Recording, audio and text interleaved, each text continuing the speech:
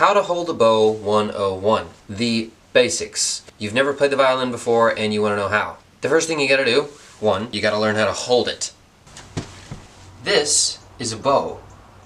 There's plenty of different ways to hold it that I've seen, and a lot of them are probably wrong. Don't know that for sure, but it's not the way I learned it, so it must be wrong, right?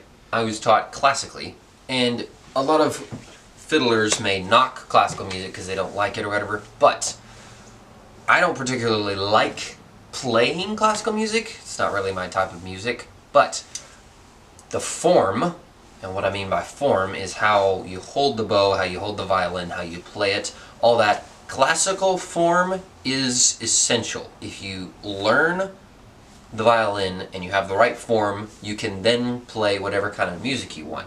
But if you're sloppy in the way you hold it, you are limited to a certain kind of music that you can play. But if you learn right, if you learn the classical form, the right way to hold the bow, the right way to hold your hand when you play, then you can really branch out from that point once you've learned that form and play any type of music. It doesn't really matter. So right now, I'm going to teach you how to hold the bow. So, you can't have a violin teaching video without violin socks. Now that we have all of the things we need, we can get started. Mainly everything that I'm going to be talking about in this video and things to come are committing everything you do to muscle memory. When I play, I do not think about how I'm holding the bow. I do not think about the notes I'm playing. I've already memorized them and I don't have to think about it. So, I'm going to show you the correct way and the way that I learned how to hold the bow. So, first thing, if you are right-handed, you are going to be holding it in your right hand. You're not going to be holding it like this, obviously. Right hand, hold the violin in your left, play with your right. Obviously, if you play left hand, you're going to be playing the other way. First thing I learned when I went to my teacher 12 years ago, she told me, when you hold it, act like, and you can actually do this if you have one, put a silver dollar right here and try to hold it, and then put the bow in your hand. And what that does is it puts your hand where it needs to be. Because when you're playing, how you want to hold your thumb is you want to put your thumb right here against the frog, and you put right here at the end, top of your nail, right up against the hair. And when you do that, and you put your fingers right over the top, it's going to create a hollow space in your hand. But what you're going to want to do is you're going to want to put your thumb like this. That's wrong. Bad. Cross, red circle with a line in the middle. Bad. Don't do. Not good.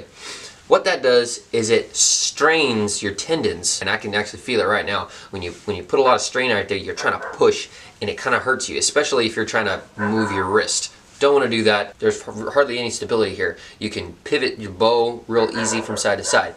With this, you actually have this point that you're holding on the bow, and then you have this point that's also adding stability. Now, when you're playing, of course, sometimes the hair is going to come away from your thumb, but if you can ingrain in your memory that you want your hand position to be like this, it's not going to matter if it comes away a little bit because your hand is still going to be in the right position. You're still going to have the right form. So, that's where your thumb needs to be. Remember, put a silver dollar or something round right in here, hold it, and that's going to force your hand to be in the right position.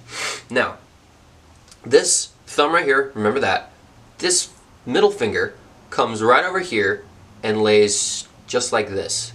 Now, first knuckle is going to lay right on the top of the wood, and then the tip of your finger is going to come down and touch this. So you put your finger right here, thumb right here. Those are your first two main fingers that you're going to get right.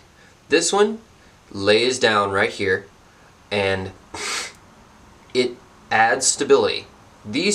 I've noticed that these are your two fingers that really hold the bow where they need to be. The others are just kind of, they all add stability and strength, but these two, I can let go of all three of these fingers, and I can just play with these two if I wanted to. So you get these two right, and then the rest of them just lay down right where they're supposed to be. This is what it's going to kind of look like from the front. So, first finger, hold it right about here. Second finger, put it the first joint knuckle right on top of the bow, the wood, and then it's going to lay down, and you're going to kind of pinch the bow between these two fingers, your thumb and your middle finger. This one's going to kind of lay right there, and your pinky will sit down on the very top of the bow, and it actually adds a little bit of lift, and it'll take the weight off of the top of the bow up here, because you can press down and you can actually move the top of the bow, and it gives you more control. And if you want to add a little bit of lightness to your song and you don't want to be real heavy with it and you want to have a really light bow feel, then you can just put down your pinky and you can add a little bit of, you can take a little bit of the weight off the top of the bow. Now, that's going to be how you hold it. Now, we're going to focus on the wrist. Tip number 1 in remembering how to keep your wrist loose. Put your forearm on your knee and practice moving your wrist in a diagonal motion. And do it until you can't stand to do it anymore. Speed has nothing to do with it. So if you feel like you want to just shake your hand up and down, it's not really going to help. It's that deliberate, smooth movement, and the slower you go, the better. Move it as smooth as you can. Now, next step, once you feel like you've done that till you're insane, you grab your bow. Now, let's say you put it up here, and I'm actually going to use, wrong pocket. Oh, there it is. I'm actually going to use my flashcard reader. It's actually perfect for this. So I'm going to put this up here as kind of a holder, because it's got rosin all over it and I don't want to take it off and I don't want to scratch it on my hand. So I'm going to use this as a holder. Basically, I'm just holding this bow in a steady position. You're basically going to practice moving your hand up and down in this motion, and practice bending your wrist, and practice making it look like this. Now you notice my fingers are pivoting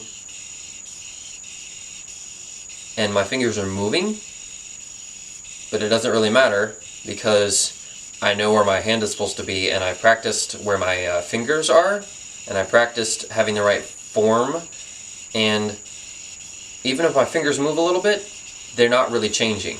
So we're basically just going to sit here, and you can do this as long as you want.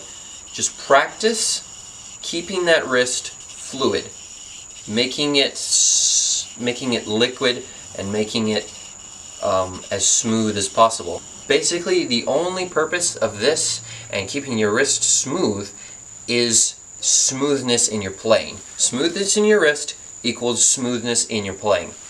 You're going to have a lot cleaner sound, you're going to have a lot glassier sound when you come to the end of a bow stroke. Some people are not going to be able to even know that you changed directions, and that is what that's your goal.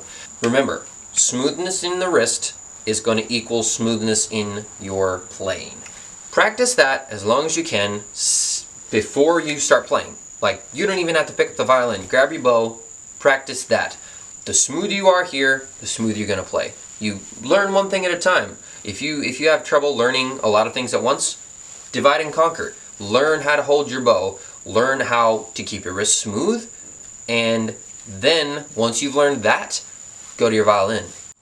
Alright, thank you for watching this video. I will be doing more of these videos in the future, hopefully soon.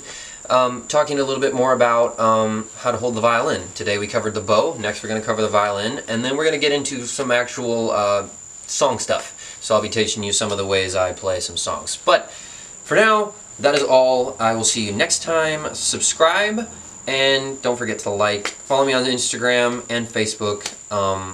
So yeah, have a good one, and I will see you next time.